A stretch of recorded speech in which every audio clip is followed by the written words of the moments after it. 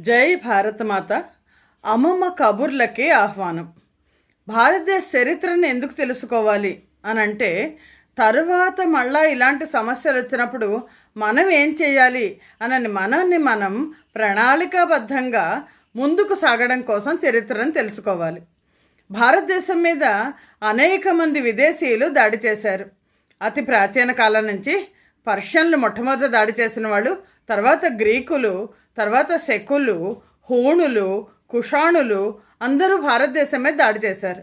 కానీ మహమ్మదీయ దాడుల తర్వాత జరిగినంత ఘోరమైన నష్టం మనకు భారతదేశ చరిత్రలో మిగిలిన దండయాత్రల వల్ల జరగలేదు.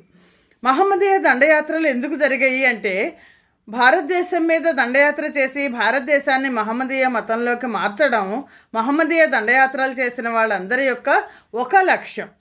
కానీ మహమ్మద్ ప్రవక్త బతికి ఉండగలగానే మొత్తం అరేబియాలో ఉన్న తెగలందరూ కూడా మహమ్మదీయ మతంలోకి మారాయి. మహమ్మదీయ మతంలో ఉన్న జిహాద్ అనే ఆ సూత్రం వల్ల మహమ్మదీయ మతం అతి త్వరితంగా మిగిలిన ప్రాంతాలకు విస్తరింపడం జరిగింది. జిహాద్ అంటే ఏంటి అంటే, అల్లాను నమ్మని వాళ్ళని, వాళ్ళు భగవంతుడిని నమ్ముతున్నా సరే అల్లాను నమ్మని వాళ్ళందరినీ ఇస్లాం మతంలోకి మార్చడం, లేకపోతే ఒకవేళ నమ్మకపోతే వాళ్ళని వధించడం. హింసాత్మకంగానే ఈ యుద్ధాలు జరిగాయి. అరబ్బులు మహమ్మద్ మరణం తర్వాత టర్కీ మీద దాడి చేశారు ఖలీఫాల ఆధ్వర్యంలో. ఖలీఫా అంటే మత పెద్దల ఆధ్వర్యంలో టర్కీ మీద దాడి చేసి టర్కీని మొత్తాన్ని కూడా ఆక్రమించారు. ఆ టర్కీని ఆక్రమించాక మిగిలిన ప్రాంతాలన్నీ కూడా ఆక్రమించడం జరిగింది.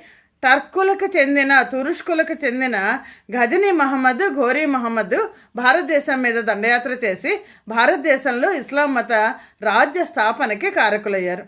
అయితే భారతదేశం మీద దండయాత్ర చెయ్యాలి అని అంటే గజనీ మహమ్మద్ కానీ ఘోరీ మహమ్మద్ కానీ ఖలీఫా అనుమతి తీసుకొని రావాలి. మిగిలిన అప్పటికే మహమ్మదీయ సామ్రాజ్యాలు ఉన్నవి, వాటి మీద కూడా దండయాత్ర చేయడం జరిగింది. గజనీ మహమ్మద్ దండయాత్రలు ఏంటి? గజనీ అనేది ఒక చిన్న రాజ్యం. గజనీ మహమ్మద్ని ఇప్పటికీ కూడా ప్రపంచంలో మహమ్మదీయులందరూ మహమ్మదీయ మత నాయకుడు యామీనుద్దౌలా, ఉల్ ముల్లా అని ఆయనకి బిరుదులు ఉండేవి, ఖలీఫా ఇచ్చిన బిరుదులు. ఎందుకు అంటే, విగ్రహారాధకులు ఉన్న హైందవ సంస్కృతిని నాశనం చేస్తాను అని ఆయన ఖలీఫా ముందర ఒక ప్రతిజ్ఞ చేశాడు. అందుకని బిరుదులు వచ్చాయి. మొత్తానికి ఇప్పటికీ కూడా మహమ్మదీయ రాజ్యాల్లో, ముఖ్యంగా ఆఫ్ఘనిస్తాన్ కానీ పాకిస్తాన్ కానీ తీసుకుంటే గజనీ మహమ్మద్ పేరు మీద పెద్ద పెద్ద సంస్థలన్నీ కూడా ఉన్నాయి. ప్రాంతాలకు కూడా గజనీ మహమ్మద్ పేరు పెట్టుకున్నారు. ఎవరి గజనీ మహమ్మద్? గజనీ అనేది ఒక ప్రాంతం పేరు. నిజానికి ఒక చిన్న ప్రాంతం. ఆ గజనీకి తురుష్కులు అలప్తజిన్ రాజు అయ్యాడు. అలప్తజిన్ రాజు అయ్యాక అలప్తజిన్కి కూడా మిగిలిన రాజులందరిలాగానే మిగిలిన ప్రాంతాల మీద దండయాత్ర చేయాలి అనే కోరిక ఉండేది. అలప్తజిన్ తర్వాత అతని కుమారుడు సబక్తజిన్ రాజు అయ్యాడు. సబక్తజిన్ రాజు అయ్యాక సబక్తజిన్ తన సైన్యాలని భారతదేశం మీదకి దండయాత్రకు పంపించాడు.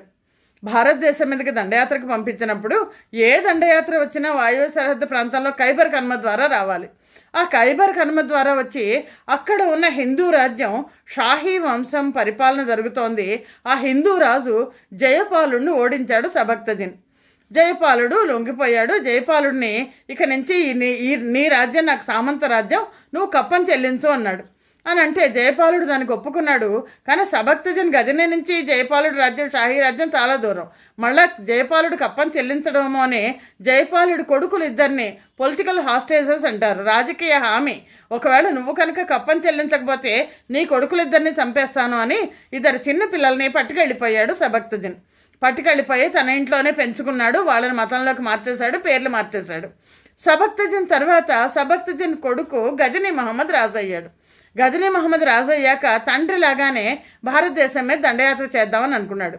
గజనీ మహమ్మద్కున్న ఒక ఏకైక లక్ష్యం ఏంటంటే, గజనీని ఒక మధ్య ఆసియా పెద్ద సామ్రాజ్యంగా తయారు చేద్దాము అని. గజనీ మహమ్మద్ ఖలీఫా అనుమతి తీసుకొని భారతదేశం మీద దండయాత్ర చేశాడు. ఇతని దండయాత్రలు మొత్తం అన్నీ కూడా, అతనికి ఒక ఆస్థాన విద్వాంసుడు ఉన్నాడు, ఉత్బీ అని. ఆ ఉత్బీ రచనల్లో తను చేసిన దండయాత్రలు అన్నింటినీ కూడా వివరంగా రాయించాడు గజనీ మహమ్మద్. అందుకనే మొత్తం గజనీ మహమ్మద్ దండయాత్రలు అన్నీ కూడా మనకు చాలా వివరంగా తెలుస్తున్నాయి.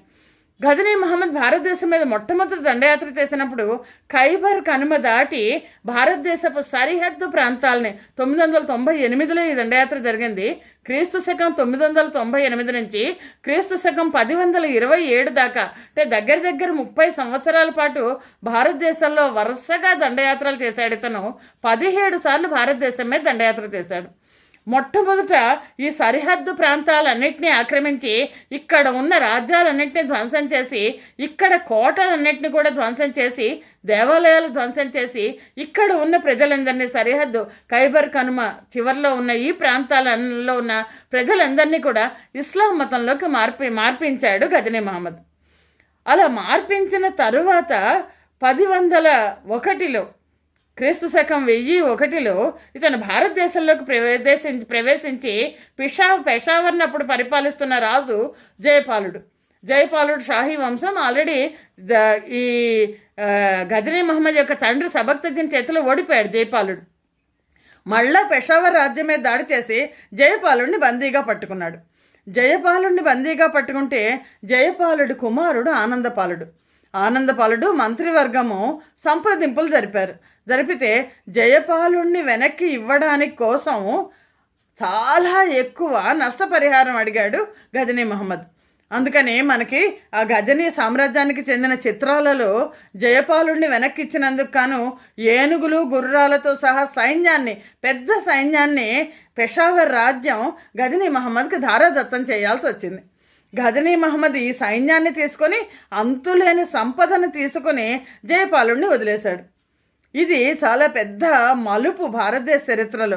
ఎందుకంటే షాహీ వంశాన్ని మనం చివరి హిందూ వంశం, అక్కడ పరిపాలించిన చివరి హిందూ వంశం అంటాం. జయపాలుడు వెనక్కి తిరిగి వచ్చాక అతను ఈ అవమానాన్ని భరించలేకపోయాడు. సబక్తజన్ చేతిలో ఒకసారి ఓడిపోయాడు, తన రాజ్యాన్ని తను రక్షించుకోలేకపోయాడు. ఈ గజనీ మహమ్మద్ చేతిలో రెండోసారి ఓడిపోయాడు. దాంతో జయపాలుడు ఏంటంటే తను ప్రాయోపవేశం చేశాడు, అంటే ఆత్మహత్య చేసుకున్నాడు. జయపాలుడు ఆత్మహత్య చేసుకున్నాక జయపాలుడు కుమారుడు ఆనందపాలుడు రాజయ్యాడు. ఈ పెషావర్ రాజ్యానికి వైహింద్ రాజధానిగా ఉండేది. ఆనందపాలుడు రాజయ్యాడు. తిరిగి మళ్ళా గజనీ మహమ్మద్ దండయాత్ర చేసి వస్తే ఏం చెయ్యాలి అని ఆనందపాలుడు ప్రణాళికలు వేసుకోవడం మొదలుపెట్టాడు. జయపాలుడిని ఓడించిన తర్వాత తిరిగి మళ్ళా 1001 సంవత్సరంలో జయపాలుడిని ఓడించాడు. 1003వ సంవత్సరంలో భారత్లోకి ప్రవేశించి అక్కడ ఉన్న భాటియా అనే ప్రాంతం మీద విజయరాయ్ అక్కడ పరిపాలిస్తున్నాడు. చిన్న రాజ్యం భాటియా. విజయరాయని ఓడించి భాటియా ప్రాంతాన్ని ఆక్రమించాడు గజనీ మహమ్మద్. ఇక్కడ ఆక్రమించి అనేక మందిని, ఇస్లాం మతంలోకి మారని వాళ్ళు అనేక మందిని వధించాడు అని చెప్పి ఉద్బీ రచనల్లో మనకు తెలుస్తోంది. ఆ తర్వాత 1006వ సంవత్సరంలో సింధు నదిని దాటి ముల్తాన్ మీద దాడి చేశాడు. అప్పటికే సింధు ప్రాంతము సింధు రాజ్యము ముల్తాన్ రాజ్యము అరబ్బుల దండయాత్ర జరిగింది కదా. అరబ్బుల యొక్క గవర్నర్లు మహమ్మదీయులే పరిపాలిస్తున్నారు. మరి నిజంగా మహమ్మదీయ మతం జిహాద్ అయితే మహమ్మదేతరుల మీదే దాడి చేయాలి, మహమ్మదీయుల మీద దాడి చేయకూడదు. మరి ఎందుకని ముల్తాన్ మీద దాడి చేశాడు అంటే, ముల్తాన్ చాలా సంపన్నవంతమైన ప్రాంతము, దాన్ని ఒక బంగారపు గని అంటారు ముల్తాన్. అందుకనే గజనీ మహమ్మద్ ముల్తాన్ మీద దాడి చేశాడు. ముల్తాన్ మీద దాడి చేసి ముల్తాన్లో ఈ ఫతే దావూద్ అనే అరబ్ గవర్నర్ని వధించి ముల్తాన్ని మొత్తాన్ని ఆక్రమించి అక్కడ తన అనుయాయుడైన నవాజ్ ఆషాను అక్కడ నియమించి వెనక్కి తిరిగి వెళ్ళిపోయాడు. మొత్తాన్ని దోచుకుని ఎదిరించిన వాళ్ళందరినీ వధించి వెనక్కి తిరిగి వెళ్ళిపోయాడు. కానీ ఇక్కడ ఏమవుతుందంటే గజనీ మహమ్మద్ వచ్చిన ప్రతిసారి కూడా ఈ షాహీ వంశంలోంచే పెషావర్లోంచి దండయాత్ర చేసి రావడం అవుతుంది. ముల్తాన్ మీద నవాజ్ ఆషాని నియమించాడు. కానీ నవాజ్ ఆషా అసలు ఎవరంటే జయపాలుడు కుమారులు ఇద్దరిని తీసుకెళ్ళిపోయారు, సుఖపాలుడు సేవకపాలుడు అని. ఆ ఇద్దరు కుమారులని ఇస్లాం మతంలోకి మారిస్తే వాళ్ళలో ఒకడు నవాజ్ ఆషా, సుఖపాలుడు నవాజ్ ఆషా. నవాజ్ ఆషా ఎప్పుడైతే ముల్తాన్కి రాజయ్యాడో తన చరిత్ర అంతా గుర్తొచ్చింది. ఇస్లాం మతాన్ని వదిలేసి నేను మళ్ళీ హిందువుని అయిపోయాను, నా పేరు సుఖపాలుడు అని ప్రకటన చేసుకున్నాడు. ఇది హిందూ రాజ్యం అని అనేసరికి మళ్ళా గజనీ మహమ్మద్ మళ్ళా దండయాత్ర చేసి వచ్చి సుఖపాలుడిని ఓడించడమే కాదు, అతన్ని జీవిత ఖైదు చేసి ముల్తాన్ని రెండోసారి దోచుకున్నాడు. ప్రతిసారి వెళ్ళినప్పుడు పెషావర్ రాజ్యం కూడా వెళ్తున్నాడు. ఆనందపాలుడు ముల్తాన్ని పరిపాలించిన నవాజ్ ఆషా లేదా సుఖపాలుడికి తమ్ముడే అవుతాడు. దాంతో సహాయం చేశాడు. ఆనందపాలుడి మీద ఈసారి దండయాత్ర చేయాలని గజని అనుకున్నాడు. గజనీ మహమ్మద్ ఇలా దండయాత్ర చేస్తాడని ఆనందపాలుడికి కూడా తెలుసు. దాంతో ఆనందపాలుడు ఏంటంటే మిగిలిన రాజపుత్రులందరికీ వర్తమానం పంపించాడు. గజనీ మహమ్మద్ దండయాత్రలను ఎదుర్కోవడానికి హిందువులందరూ ఐక్యం అవ్వాలి అని వర్తమానం పంపిస్తే దానికి ఉజ్జయిని, గ్వాలియరు, కలంజరు, కనోజు, ఢిల్లీ ఈ పాలకులందరూ కూడా వాళ్ళ సైన్యాన్ని పంపించారు. సైన్యాన్ని పంపిస్తే అతి పెద్ద సైన్యంతో ఆనందపాలుడు గజనీ మహమ్మద్ని ఎదిరించాడు. 1008లో చాలా పెద్ద యుద్ధం, రోహింద్ యుద్ధం అంటాము. ఈ యుద్ధంలో గజనీ మహమ్మద్ నిజానికి ఓడిపోవాల్సిన పరిస్థితి. ఎందుకంటే భారతదేశంలో ఉన్న రాజపుత్రుల సైన్యాలన్నీ కలిసాయి. గజనీ మహమ్మద్ ఒక క్షణం భయపడిన సమయం అది. కానీ ఇక్కడ ఏమైందంటే అదృష్టం గజనీ మహమ్మద్ వైపు ఉంది, దురదృష్టం ఈ ఆనందపాలుడి సమాఖ్య వైపు. ఇంతమంది రాజులు కలిసిన అక్కడ పొరపాటు ఏం జరిగిందంటే ఆనందపాలుడు ఒక పెద్ద గుర్రం మీద, ఒక ఏనుగు మీద ఉన్నాడు. ఏనుగు మీద ఉన్న ఆనందపాలుడిని చూసుకుంటూ మిగిలిన వాళ్ళందరూ యుద్ధం చేస్తున్నారు. అలాంటిది ఆనందపాలుడికి బాణం తగిలి స్పృహ తప్పేసరికి ఈ ఏనుగు మీద ఉన్న మావటి ఆనందపాలుడిని పక్కకి తీసుకెళ్ళడం జరిగింది. ఎప్పుడైతే పక్కకి తీసుకెళ్లాడో ఆనందపాలుడి గజం కనిపించక మిగిలిన వాళ్ళందరూ ఓహో ఆనందపాలుడు ఓడిపోయాడు, పారిపోతున్నాడు, సో మనమందరం పారిపోదామని అందరూ పారిపోవడం మొదలెట్టారు. గజనీ మహమ్మద్ సైన్యం వెంటపడి వాళ్ళని వేటాడింది. రోహింద్ యుద్ధం అతి పెద్ద యుద్ధం, భారతదేశ చరిత్రను మలుపు తిప్పిన యుద్ధం. దాంతో గజనీ మహమ్మద్ రోహింద్ యుద్ధంలో విజయం సాధించడం నిజానికి రాజపుత్రులందరి మీద విజయం సాధించినట్లయింది. ఆ తర్వాత 1008లో మహమ్మద్ షాహీ వంశాన్ని మళ్ళా ఓడించాడు. 1008 నుంచి 1016 దాకా గజనీ మహమ్మద్ దృష్టి పంజాబ్ మీద పడింది. నాగర్కోటను అటాక్ చేశాడు, నాగర్కోట మీద దాడి చేశాడు. నాగర్కోట ఏంటంటే అక్కడ ఒక పెద్ద జ్వాలాముఖి దేవాలయం ఉంది. జ్వాలాముఖి దేవాలయం అమ్మవారు పరమేశ్వరుడి దేవాలయం అది. ఆ నాగర్కోట మీద దాడి చేసి పంజాబ్ 8 సంవత్సరాలు పట్టింది అంటారు పంజాబ్ను మొత్తాన్ని ఆక్రమించడానికి. విభిన్న దండయాత్రల్లో జ్వాలాముఖి దేవాలయాన్ని ధ్వంసం చేసి అక్కడి నుంచి అపారమైన సంపదని గజనీ మహమ్మద్ దోసుకెళ్ళాడు. నిజానికి దండయాత్ర చేసే రాజు అయితే సంపదని దోచుకెళ్ళాలి అని అనుకోడు. కానీ గజనీ మహమ్మద్ ఒక చాలా పెద్ద స్థాయిలో ఉన్న దారి దోపిడి దొంగలాగానే ప్రవర్తించాడు. పంజాబ్ని మొత్తాన్ని దోచుకుని పంజాబ్లో అనేక మందిని చంపేసి స్త్రీలందరినీ కూడా పంచుకోమని చెప్పాట. తన సైన్యానికి స్త్రీలు దొరికితే పంచుకోండి అని చెప్పాట. పంచుకోండి లేదా అమ్ముకోండి అని చెప్పాట. ఉద్బి తన రచనల్లో స్వయంగా రాశాడు. గజనీ మహమ్మద్ ఇలాంటి వాడని విమర్శగా రాయలా గొప్పగా రాశాడు. స్త్రీలందరినీ కూడా పంచుకుని అమ్ముకోండి అని. అలాగా చాలా చాలా భయంకరమైన యుద్ధాలు భారతదేశ చరిత్రలో జరిగాయి. నాగర్కోటని 1909లోనే ఆక్రమించాడు. జ్వాలాముఖి దేవాలయాన్ని పగలగొట్టాడు. మళ్ళా 1110లో మళ్ళీ రెండోసారి ముల్తాన్ మీద దాడి చేశాడు. ముల్తాన్ని మొత్తాన్ని మళ్ళీ రెండోసారి దోచుకున్నాడు. ఆనందపాలుడు ఏం చేశాడంటే ఈ దారి అయిపోయింది, దారిలో సరిగ్గా వైహింద్ ఆనందపాలుడు యొక్క రాజధాని ఉంది. అందుకని ఆనందపాలుడు ఈ రాజధానిని మార్చేశాడు. వైహింద్ నుంచి మార్చి నందనానికి మార్చి ఆనందపాలుడు ఏం చేశాడంటే ఆనందపాలుడు మరణించాడు. అతని తర్వాత త్రిలోచనపాలుడు రాజు అయ్యాడు, కుమారుడు. త్రిలోచనపాలుడు ఏం చేశాడంటే చందేల రాజు, బుందేల్ఖండ్ రాజు విద్యాధరుడు ఉన్నాడు. ఆ విద్యాధరుడి సహాయం తీసుకొని ఎప్పుడు గజనీ మహమ్మద్ వస్తున్నా వెళ్తున్నా దాడి చేయడం మొదలెట్టాడు. దాంతో గజనీ మహమ్మద్ 1014లో మళ్ళా తిరిగి ఆనందపాలుడి రాజ్యం మీద దాడి చేసి నందనాన్ని ఆక్రమించి అనేక మందిని వధించి త్రిలోచనపాలుడిని బంధించి త్రిలోచనపాలుడిని వధించాడు. దాంతో షాహీ వంశం అంతమైపోయింది. తర్వాత 1014లో కనౌజ్ మీద దాడి చేశాడు గజనీ మహమ్మద్. కనౌజ్ కన్యాకుబ్జం హైందవ విద్యలకు కేంద్రం అది. కనౌజ్ని రాజ్యపాలుడు పరిపాలిస్తున్నాడు. ఈ రాజ్యపాలుడు ఏంటంటే గజనీ మహమ్మద్ దండయాత్రలు ఎలా జరుగుతాయో తెలుసు. అందుకని గజనీ మహమ్మద్ దండయాత్ర చేసినప్పుడు రాజ్యపాలుడు పారిపోయాడు. గజనీ మహమ్మద్ చాలా స్వేచ్ఛగా అక్కడ ఉన్న దేవాలయాలన్నీ ధ్వంసం చేసి అన్నిటినీ దోచుకుని ప్రజల్ని చంపేసి వెనక్కి తిరిగి వెళ్ళిపోయాడు. వెళ్ళిపోయిన తర్వాత రాజ్యపాలుడు వెనక్కి తిరిగి వచ్చి పరిపాలించడం మొదలెట్టాడు.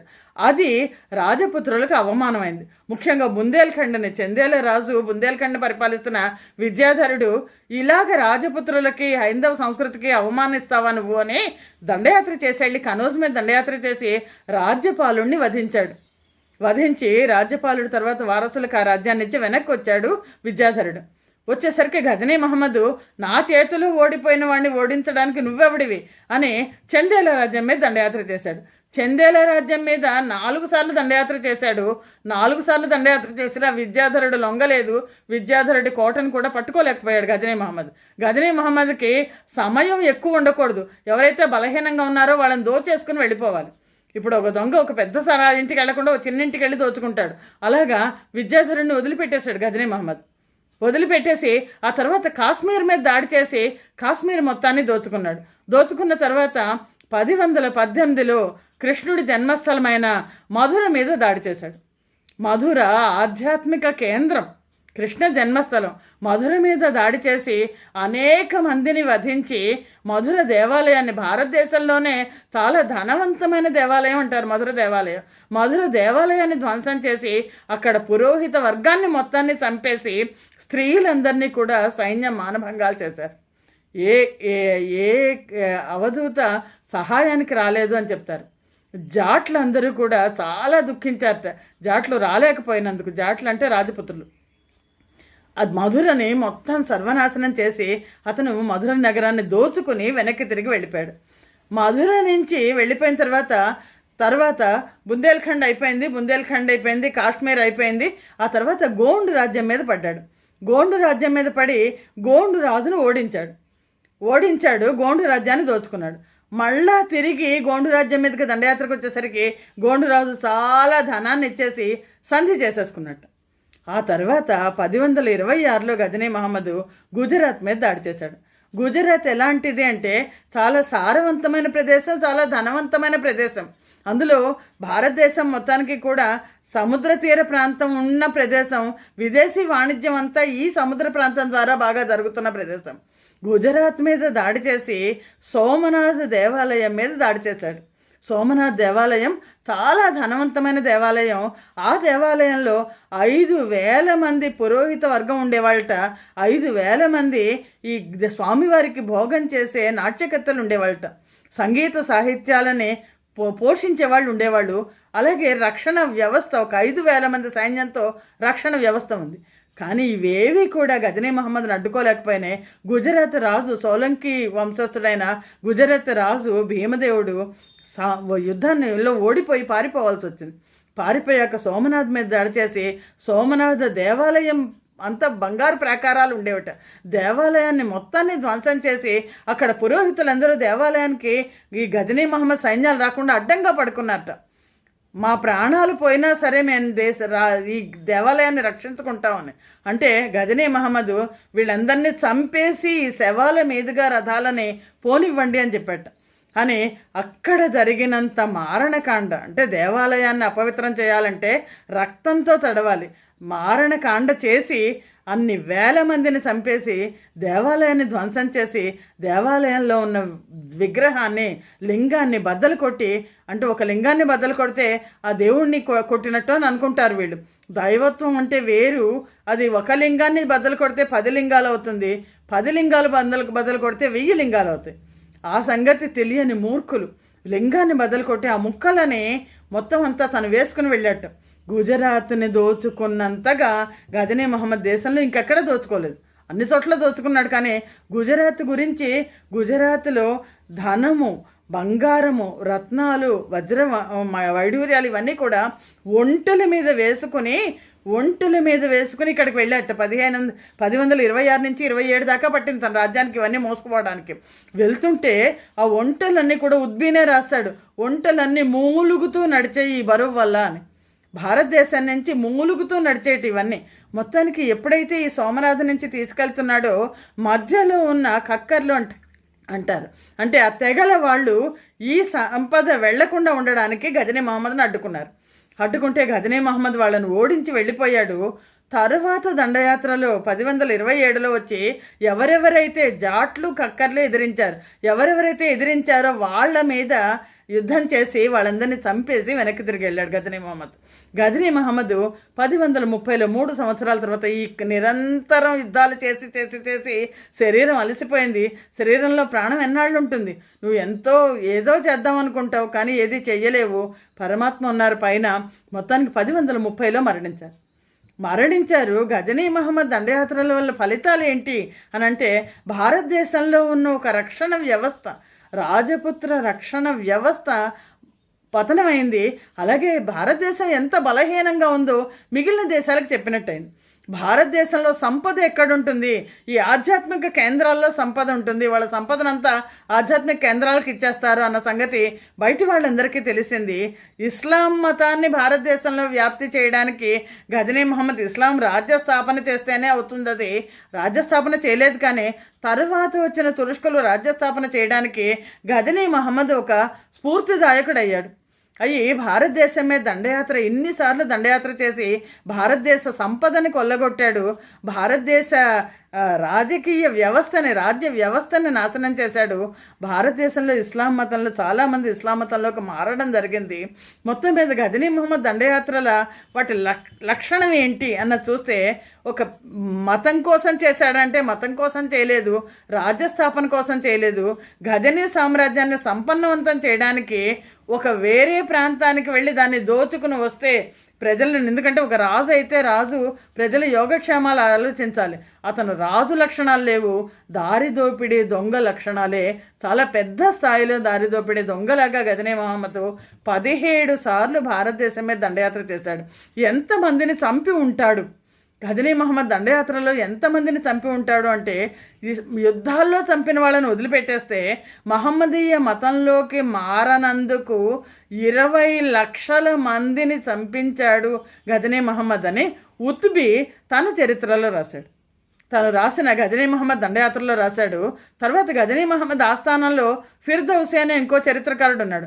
అతను గజనీ మహమ్మద్ చేసిన గొప్పతనాలన్నీ కూడా, అతని విజయాలంతా కూడా షానామా అనే పుస్తకం రాసి ఫిర్దౌసి అతను గజనీ మహమ్మద్కి ఆ పుస్తకాన్ని చనిపోయే ముందర ఇచ్చాడు. అంటే చాలా టైం పట్టింది, ఎక్కడెక్కడి నుంచి ఎక్కడెక్కడ ఎంతెంత ధ్వంసం చేశాడు, ఎలా చేశాడు అన్నది రాయడానికి. అది ఇచ్చేటప్పటికి గజనీ మహమ్మద్ దాని మీద పెద్ద ఇష్టం చూపించలేదు. ఏమన్నాడంటే, నీకు ప్రతి పదానికి రాసినందుకు నీకు ఇస్తాను అని చెప్పి 60,000 దీనారాలు నీకు ఇస్తాను అని చెప్పాట ఫిర్దౌసికి. అని చెప్పి 200 దీనారాలు ఇచ్చట. అంటే అప్పటికి బహుశా నేను చేసింది గొప్పది కాదు, గొప్ప పని కాదు అన్న సంగతి గజనీ మహమ్మద్కి తెలుసుంటుంది. భారతదేశంలో, ఉత్తర భారతదేశంలో పెద్ద పెద్ద దేవాలయాలు కనిపించవు మనకి. ఎందుకంటే ఒకదాని తర్వాత ఒకటి ఒకదాని తర్వాత ఒకటి ఒకదాని తర్వాత ఒకటి దండయాత్రలు జరిగి దేవాలయాలు ధ్వంసం అయినాయి. అందుకని మనకి చిన్న చిన్న దేవాలయాలే. ఒక చోట దేవాలయం ధ్వంసం అయితే హిందువులు మళ్ళీ లేచి మళ్ళీ పక్కన దేవాలయం నిర్మించుకున్నారు. అలా దేవాలయాలు నిర్మించిన మహానుభావులు ఎందరో ఉన్నారు. గజనీ మహమ్మద్ దండయాత్రల వల్ల నాశనమైన సోమనాథ దేవాలయాన్ని భారతదేశానికి స్వతంత్రం వచ్చిన మరుక్షణం సర్దార్ వల్లభాయ్ పటేల్ గుజరాత్లో ఆ సముద్ర తీర ప్రాంతంలో నుంచుని ఆయన ఒక్కటే మాట అన్నట్ట, ఇక్కడ తిరిగి సోమనాథ దేవాలయాన్ని నిర్మించాలి అన్నట్ట. సర్దార్ వల్లభాయ్ పటేల్ సంకల్పం వల్ల ఈ రోజున సోమనాథ దేవాలయం ఎక్కడైతే గజనీ మహమ్మద్ ధ్వంసం చేశాడో అక్కడ ఒక అద్భుతమైన దేవాలయం మళ్ళా నిర్మాణం జరిగింది. ఈ రోజున మనం సోమనాథ్కి వెళ్తే ఆ దేవాలయాన్ని చూడొచ్చు కూడా. అలాగే మధురలో కూడా, కృష్ణ జన్మస్థానంలో కూడా, మధురలో కూడా దేవాలయాన్ని చూడొచ్చు. ఆ తరువాత వాళ్ళు ధ్వంసం చేసిన వారణాసిలో కూడా దేవాలయాలు ఉన్నాయి. హిందూ మతంలో ఉన్న గొప్పతనం అది, సనాతన ధర్మంలో ఉన్న గొప్పతనం అది. ఎంతమంది ధ్వంసం చేయడానికి ప్రయత్నించినా మళ్ళా తిరిగి పునరుజ్జీవితం అవుతుంటుంది. జై భారతమాత, జై హింద్.